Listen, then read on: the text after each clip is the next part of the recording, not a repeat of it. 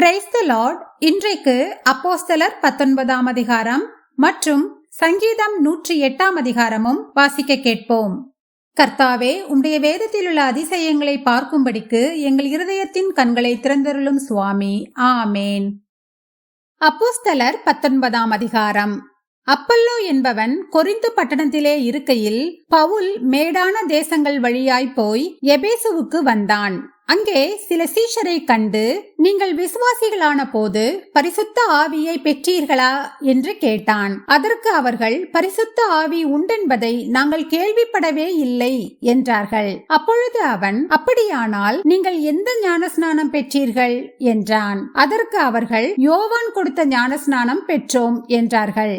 அப்பொழுது பவுல், யோவான் தனக்கு பின் வருகிறவராகிய கிறிஸ்து இயேசுவில் விசுவாசிகளாய் இருக்க வேண்டும் என்று ஜனங்களுக்கு சொல்லி மனம் திரும்புதலுக்கு ஏற்ற ஞானஸ்நானத்தை கொடுத்தானே என்றான். அதை கேட்டபோது அவர்கள் கர்த்தராகிய இயேசுவின் நாமத்தினாலே ஞானஸ்நானம் பெற்றார்கள். அல்லாமலும் பவுல் அவர்கள் மேல் கைகளை வைத்தபோது பரிசுத்த ஆவி அவர்கள் மேல் வந்தார். அப்பொழுது அவர்கள் அந்நிய பாஷைகளை பேசி தீர்க்க தரிசனம் சொன்னார்கள். அந்த மனுஷர் எல்லாரும் ஏறக்குறைய 12 பேராய் இருந்தார்கள்.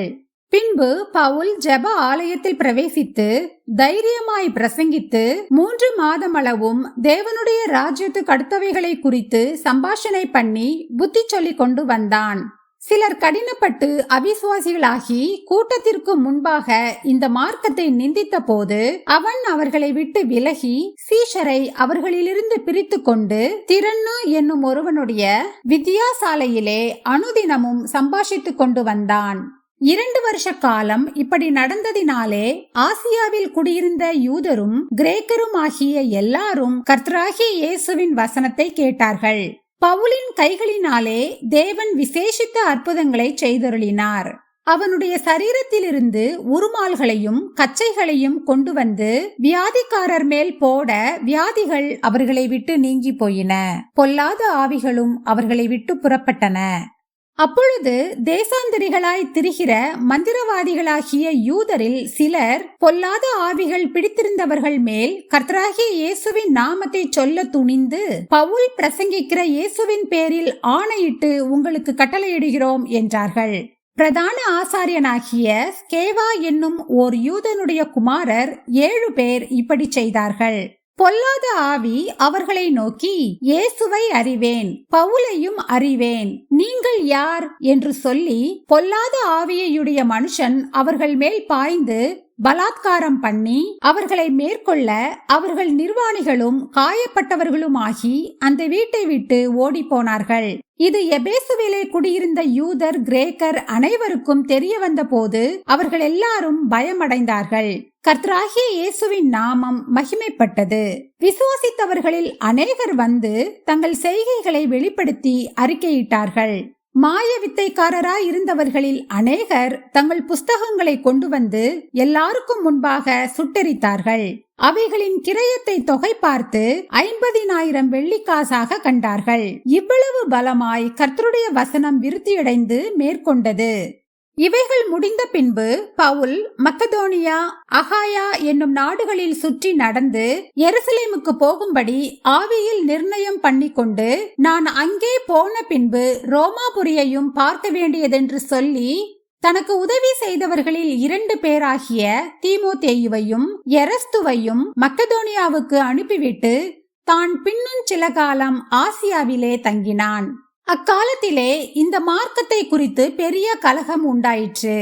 எப்படி என்றால், தெமேத்ரியு என்னும் பெயர் கொண்ட ஒரு தட்டான் தியானாளின் கோவிலை போல வெள்ளியினால் சிறிய கோவில்களை செய்து தொழிலாளிகளுக்கு மிகுந்த ஆதாயம் அறிவித்துக் கொண்டிருந்தான். இவர்களையும் இப்படிப்பட்ட தொழில் செய்கிற மற்ற வேலையாட்களையும் அவன் கூடிவரச் செய்து, மனுஷர்களே, இந்த தொழிலினால் நமக்கு நல்ல பிழைப்பு உண்டாயிருக்கிறதென்று அறிவீர்கள். இப்படி இருக்க கைகளினால் செய்யப்பட்ட தேவர்கள் அல்லவென்று இந்த பவுல் என்பவன் சொல்லி எபேசுவிலே மாத்திரமல்ல கொஞ்சம் குறைய ஆசியா எங்கும் அநேக ஜனங்களுக்கு போதித்து அவர்களை வசப்படுத்தி கொண்டான் என்று நீங்கள் கண்டும் கேட்டும் இருக்கிறீர்கள். இதனால் நம்முடைய தொழில் அற்றுப்போகும்படியான அபாயம் நேரிட்டிருக்கிறதும் அல்லாமல் மகாதேவியாகிய தியானாளுடைய கோவில் எண்ணமற்று போகிறதற்கும் ஆசியா முழுமையும் பூச்சக்கரமும் சேவிக்கிற அவளுடைய மகத்துவம் அழிந்து போகிறதற்கும் ஏதுவாயிருக்கிறது என்றான். அவர்கள் இதை கேட்டு கோபத்தால் நிறைந்து எபேசியருடைய தியானாளே பெரியவள் என்று சத்தமிட்டார்கள். பட்டணம் முழுவதும் கலகத்தினால் நிறைந்தது.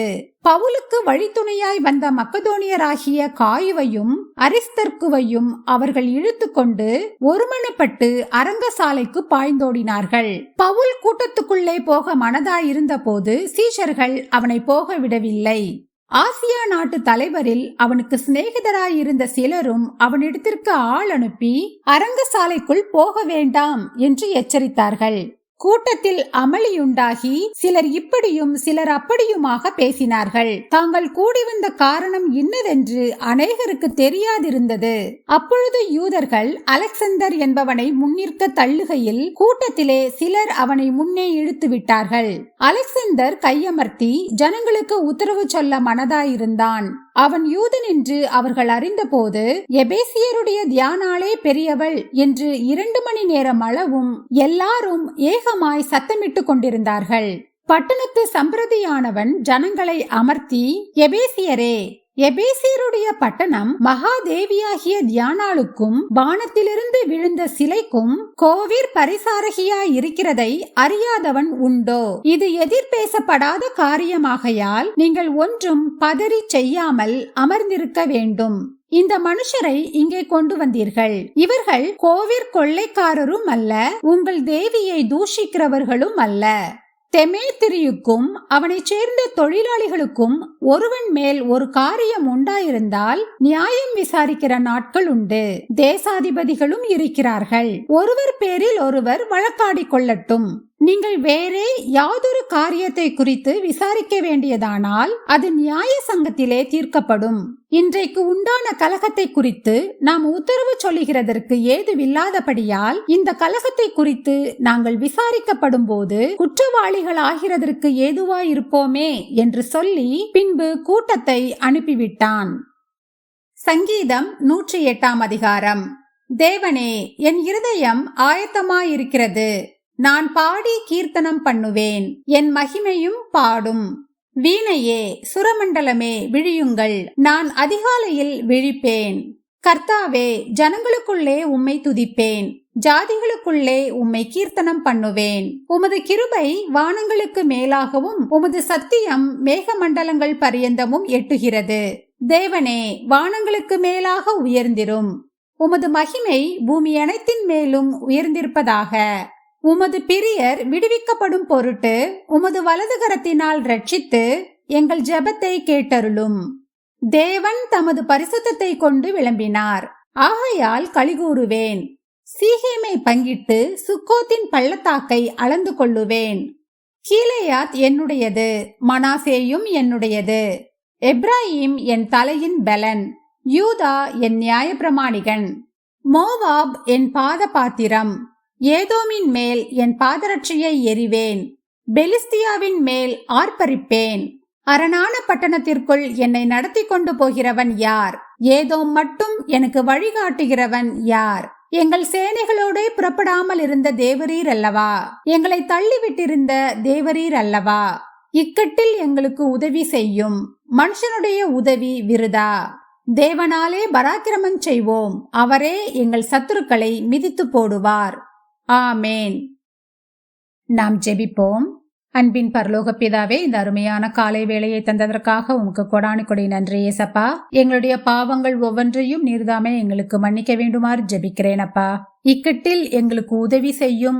மனுஷனுடைய உதவி விருதா என்று தாவீது ராஜா சொல்லி இருக்கிறது போல இன்றைக்கும் என்னோடு ஜெபித்துக் கொண்டிருக்கிற எல்லா பிள்ளைகளின் வியாதிகள், கடன் பிரச்சனைகள், இன்னும் அவர்கள் வாழ்க்கையில் நடக்கும் எல்லா இக்கட்டுகளில் இருந்தும் நீரே அவர்களுக்கு உதவி செய்ய வேண்டுமாறு நான் ஜெபிக்கிறேன். மனுஷனுடைய உதவி விருதா என்பதை அவர்கள் உணர்ந்து எந்த பிரச்சனையா இருந்தாலும் அதை உம்முடைய சமூகத்தில் சொல்லி நீர் அவர்களுக்கு உதவி செய்வீர் என்ற விசுவாசத்தை ஒவ்வொரு பிள்ளைகளுக்கும் கொடுத்து அவர்கள் இவர்கள் எல்லாரையும் ஆசீர்வதிக்க வேண்டுமாறு ஜெபிக்கிறேன். இயேசு கிறிஸ்துவின் மூலமாக ஜெபம் கேளும் எங்கள் ஜீவனுள்ள நல்ல பிதாவே, ஆமேன்.